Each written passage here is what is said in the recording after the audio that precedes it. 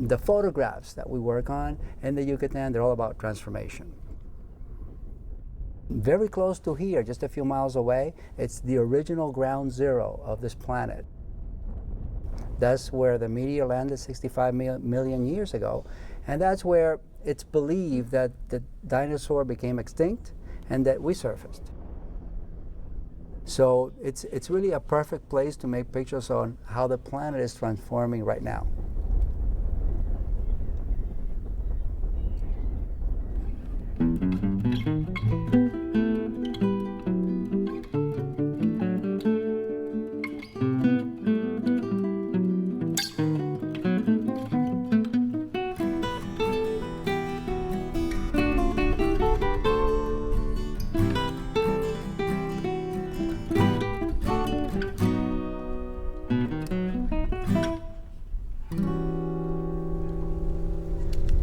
Those are the wagons they used to transport rope.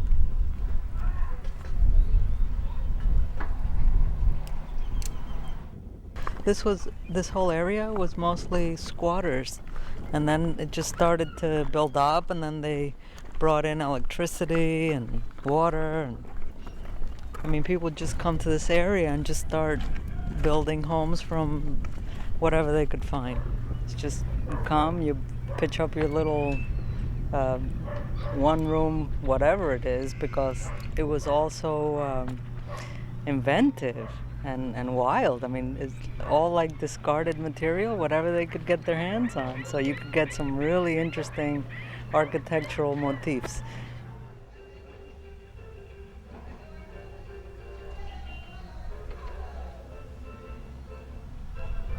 No muerde, ¿eh? No, está cerrado. Está cerrado.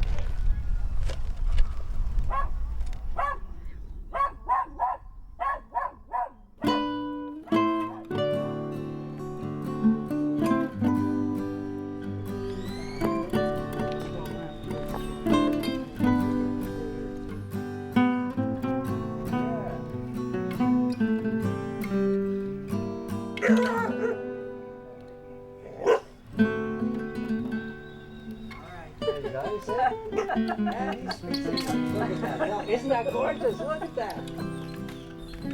Right. That's perfect. Absolutely beautiful. Stay there, he's doing it right. Look at those ears. There you are. We met in 1970 in high school, and then on our early college days, we took a photography course. At the time, we didn't have the funds to have 2 cameras each, so we shared 1 camera. And we would go back and forth, back and forth, back and forth. And you know, the first few assignments, it didn't really matter. But then later on, when the ego came in, we each wanted to claim the better ones. Initially, it was very directorial, especially when we're sharing 1 camera. We would both, you know, look through the viewfinder and kind of like approve and say, okay, this is the one, and we would do it that way. And then eventually, when monetarily we could afford our own equipment, we kind of like did our own separate work, which was similar, and just, you know, brought it together, gathered the harvest. So they're probably getting water straight from the city. You know, it's almost like birthing a child, and the work has characteristics and traits from both parents, and that's the way we see it. It's irrelevant who shot it, but we feel that we both contribute to the production of anything that gets done.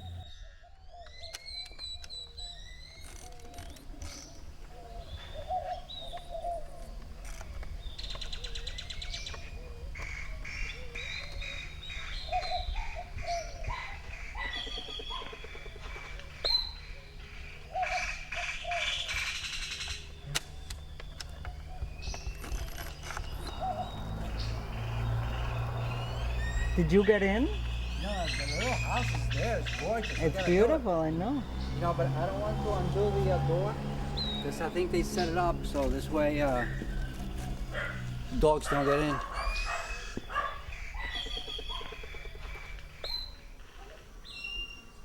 Yeah.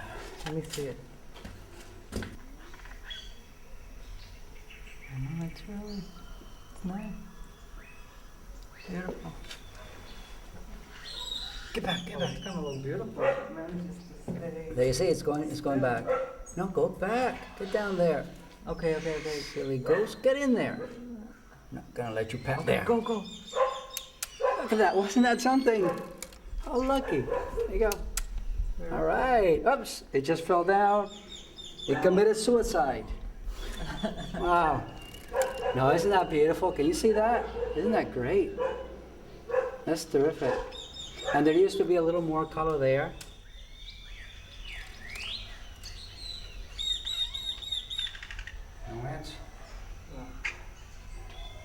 As we were photographing in the villages, in the small towns, we saw the thatch roof homes.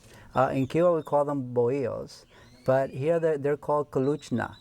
And we began to photograph them because they were in the right light, especially this one day. And this lady comes out and says, "What are you doing?" And I go, "Uh-oh, we're in trouble. They don't like what we're doing." And I says, "Oh, we're photographing the house." And he says, "Oh, thank you so much. I'm so glad you're photographing the house because we don't build them like this anymore." And that was in 1988. I mean, you take one of these really humble prototypes where, you know, they're making them of packed earth with hay, and they're using the local mahogany, and they're using the local straw for the roof and vine to keep things together. Keeps the house absolutely cool when the temperature is 117 degrees, and in the wintertime it keeps it, you know, nice and warm. It's absolutely efficient.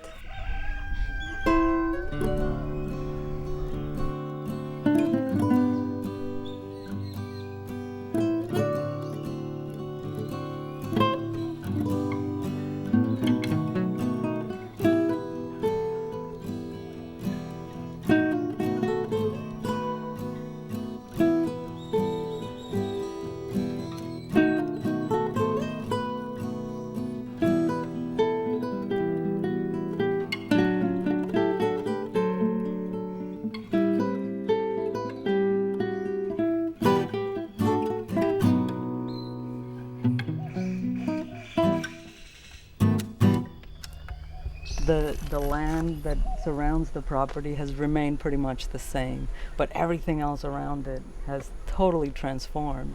It's flattened out. It's much more cosmopolitan. It's almost impossible to imagine that very noble and humble looking structure that we see from the first photograph, like the skeleton or the frame of a house, has turned into this. I mean, it's totally like Mayan deco now, with the wild, you know, pastel colors. When we came here, in fact, this entire town was just a dirt road, the way we see it in the photograph. And so it was hard to find, but this house has been there. I mean, the first original bare bones stood right in that spot. Yeah, I mean, this whole area, all of these homes that we see behind you that are now cubes, were all authentic, original Maya dwellings. One room built by hand, made of natural materials, and now everything is synthetic and square. And, well, I mean, that's the name of the game. But it's still the country. I mean, we still have wild turkeys running the streets. Yeah.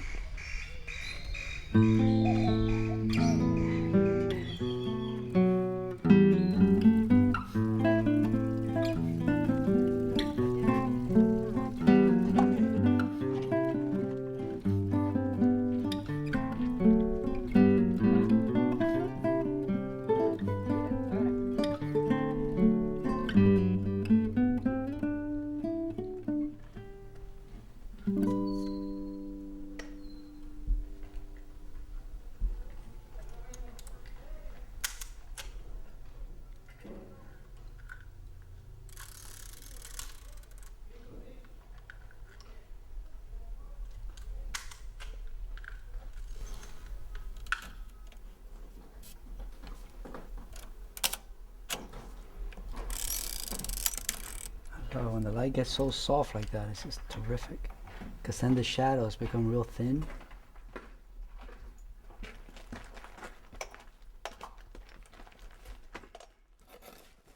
open that guy up a little bit. First you gotta dye. Then after you're dead, they put you underground for about 3 years. Then after 3 years, they pull you out and they put you in the ossuaries as bones and sometimes even skin parts. And you stay there for a while. And you pay a fee of 1,000 pesos a year, which is about $100. And if you can't afford that, they move you to the one next to it with some friends. And then that becomes a family and so forth. And it stays like that for as long as it stays like that. Well, or until they have to make room for more family members, and that's when you're taken outside and left in a corner for, I don't know, as long as it takes until a communal pit is dug, and then all those old bones are thrown in the communal pit, covered up, and they just recycle and make more space, more room. They just treat it as another part of living, you know, and it's part of a process, and it's true, it's absolutely true. So it really isn't a big deal, you know. Once in a while we're photographing these bones, and, you know, family members come around and they sort of like stay in the back and wait for us to finish. Sometimes it might take us 2 hours, and they're just waiting for us to finish. And after 2 hours we realize, we go, oh, I didn't know that was your family member. Oh yes, that's so-and-so. I said, well, you should have told me to move. I said, no, you're working, that's fine. It's very natural. We just move around photographing bones and body parts and skulls, and it's just beautiful to see something that, you know, we've never really seen before. And there's some of these cemeteries are just laying out in the field. So it's just great to have that kind of control. One of my earliest memories of being a kid in Cuba was going to the cemetery and tending the family plot. But it was great fun because the graves in Havana especially, they were built above ground, similar to what we have in New Orleans and the United States. So it was a great place for a kid to kind of like run around and explore. So I've never been squeamish about being in a cemetery. It's always been like a very fascinating location. All that you don't see unless you're exposed. You don't see all that. And, you know, it's so brittle. If you just touch it, it goes. And probably some of this stuff is like osteoporosis anyway. Well, of course. The oldest family saying that I can remember, it's, you know, don't be afraid of dead people. You have to be afraid of the living ones. Those are the ones that are going to screw you over. And there's a baby over here. Our concern is not to try to hold in our memory a subject and photographically describe it or illustrate it. It's always about the discovery of the subject. Just a thing hanging. Oh man.